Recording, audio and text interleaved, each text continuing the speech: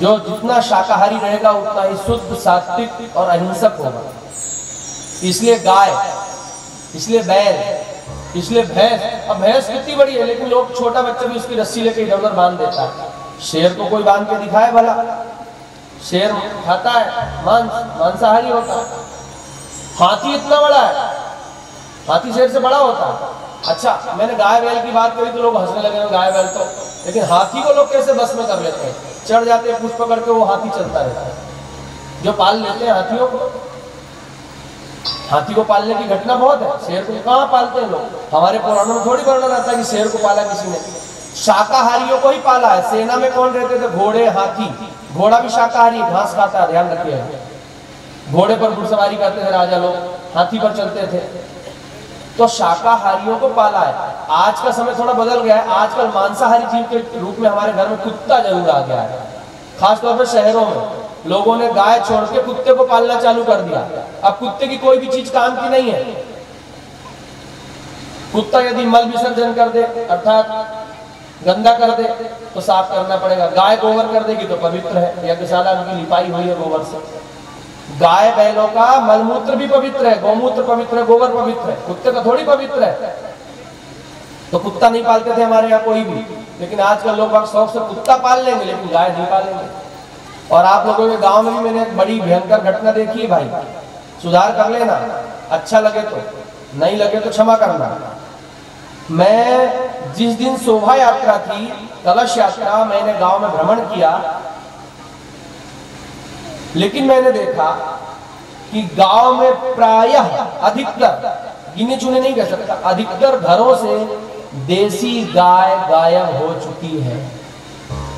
किसी के घर में भी देशी गाय नहीं है।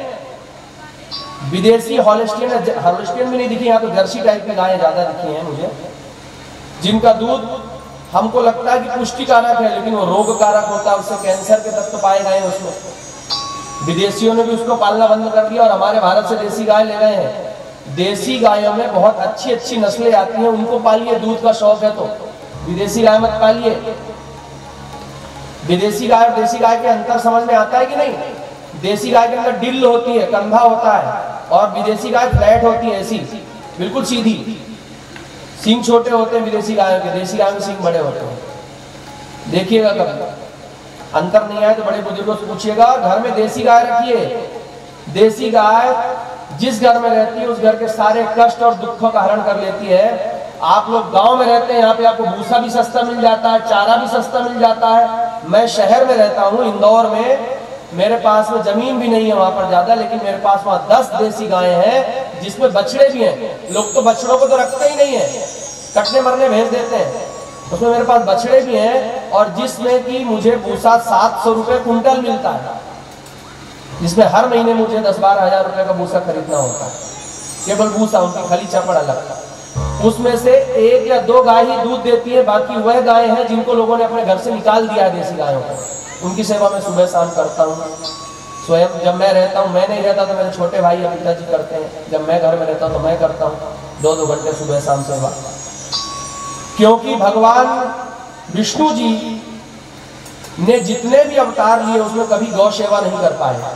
चाहे नरसिंह अवतार हो, चाहे बाराह अवतार हो, चाहे परशुराम अवतार हो, चाहे कपिल अवतार हो, चाहे धन्वंतरी अवतार हो, चाहे वामन अवतार हो, चाहे रामचंद्र जी का अवतार भी हुआ राजा के घर में हुआ तो वहां सेवक नौकर चाकर बहुत थे गाय की सेवा।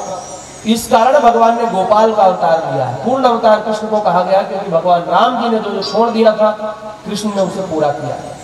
नहीं तो यहाँ भी उनका जन्म वसुदेव जी के हुआ था। क्यों जाते वहां नंद बाबा के यहाँ? अब लोग बात कहते हैं कि नंद बाबा के यहाँ तो कन्हैया इसलिए चले गए थे क्योंकि कंस से उनको डर था। कंस ने जैसे उनके बाकी भाइयों को मार दिया तो उनको भी मार देता। बाहर है पागलों, एक तो भगवान को भगवान भी कहते हैं, कृष्ण भगवान को, और ये भी कह रहे हैं कि कंस मार देता यदि वो ना जाते भाग के। अरे तो जब भगवान कृष्ण ने कंस को मारा तो कोई बहुत बड़े थोड़ी हो गए थे, 11 वर्ष के थे। आजकल कोई 5वीं कक्षा के लड़के को देख लो, इतने बड़े थे भगवान जब कंस को मारा था। लेकिन उससे पहले जब भगवान 6 दिन के थे मात्र तब पूतना को मार दिया। जब 3 महीने के थे उस समय वो बैलगाड़ी के नीचे बैठे हुए थे, तो वहां पर भी एक असुर आया था, उसको मार दिया।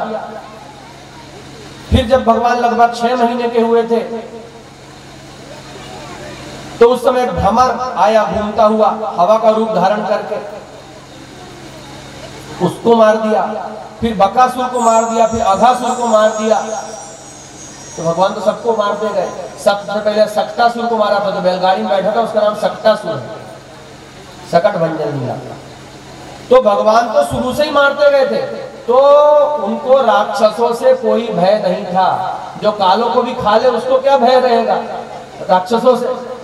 ये तो वो वाली बात हो गई कि कोई एक तोप के ऊपर कोई मच्छर बैठ जाएगा तो मच्छर से तोप को भय है।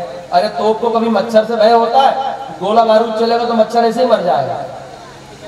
तो भगवान के लिए राक्षस तो मच्छर जैसे होते हैं, कभी मार सकते हैं उनको। उनके लिए नहीं गए थे भगवान वहां डर करके। भगवान गए थे पूर्व अवतार में, राम अवतार में, जो गोपियों को भगवान ने वचन दिया था कि मैं तुम्हारे साथ रास नृत्य करूंगा, उस वचन को सत्य करने गए थे। नंद बाबा यशोदा को जो वचन दिया था कि मैं तुम्हारे यहाँ पुत्र रूप में आया था, उसको सत्य करने गए थे। और गौ माता की सेवा करने गए थे। दिन रात भगवान गाय की धूल में लिपटे रहते थे। भगवान ने गाय चराया, इसलिए उनका नाम गोपाल है, इसलिए उनका नाम गोविंद है। तो आपके गांव की एक बहुत बड़ी, ये आपके ही गांव की नहीं, आजकल भारत देश में प्रायः सभी गांव में ये हो गया है कि लोगों ने दूध के लालच में देसी गायों को तो बाहर निकाल दिया। अब देसी गाय का 1 गिलास दूध पी लो, चाहिए हॉलिस्टियन जर्सी का 1 जग पी लो, बराबर। उसका 1 गिलास दूध ही बहुत पुष्टिकारक है। तो घर में जिनके पास में थोड़ा भी धन वैभव है, तो कम से कम एक देसी गाय तो रखो भाइयों। ये विदेशी गाय रखने से कल्याण होने वाला नहीं है। देसी गाय रखिए, वेद लक्षणा गाय जिनका वेदों में वर्णन है। गिर नस्ल की गाय रख लीजिए, साहिवाल रख लीजिए, हरियाणा की गाय आती है, ये भी एक दिन में 10-10 लीटर दूध देती है। और गिर नस्ल की जो गाय है वो तो विश्व में सबसे अच्छा दूध उसका माना जाता है, स्वर्ण पाया जाता है उसके दूध में। तो वह गाय रखिए जो देसी हैं, जिनके कंधे होते हैं कपूत, जिसको डिल बोलते हैं बघेलखंड में। ये तो सब आपकी गाय प्लेन है, उनकी रीढ़ की हड्डी देखिए बिल्कुल फ्लैट है, सीधी है, उसमें कहीं कंधा नहीं है। तो ऐसी गायें रखिए जो देसी हो। मेरे पास शहर में कोई व्यवस्था नहीं है, घास फूस चारा मुझे सब खरीदना पड़ता है, तब भी मैंने देसी गाय रख रखी। और आप लोगों के पास तो सब है, घर घर में खेती है, गेहूं कटेगा तो भूसा घर में आना ही है, घास भी होती होगी, नहीं होती तो भूसे से ही गाय माता का गुजारा हो जाता है। और जितना ये एक गाय खा लेगी उतने में देसी गाय 2 गाय पल जाती है। तो ध्यान रखिए, देसी गाय को जरूर रखिए, तभी कल्याण होगा भाई। तो गाय का जो दूध पीता है ना, यदि उसने कुछ गलत सलत भी खा लिया है और यदि गौमूत्र पी लिया, मैं तो नित्य गौमूत्र पीता हूँ। गौ माता जैसे मैं सुबह जाता हूँ, गाय माता गौमूत्र करती, तो मैं नित्य लगभग 50 ग्राम गौमूत्र का सेवन करता हूँ। यहाँ पर नहीं पी रहा हूँ क्योंकि यहाँ देसी गाय नहीं। अब दादू भैया के यहाँ देसी गाय होती तो मैं मांगता कि भाई मुझे भी गौमूत्र दे दो, लेकिन है ही नहीं। तो देसी गाय रखना अति आवश्यक है, बहुत ही आवश्यक है। उसके बिना आपकी पूजा पाठ जो भी शास्त्रों में लिखा है, गाय का गोबर, गौ का मूत्र, वह वही मान्य है जो देसी गाय का है। नहीं तो भगवान शिव के ऊपर चढ़ाए हुआ दूध, उनके ऊपर चढ़ाए हुआ घी, उनके ऊपर चढ़ाया हुआ दही सब बेकार है, क्योंकि देसी गाय का नहीं है। और भैंस का दूध चढ़ाने की तो आज्ञा ही नहीं है।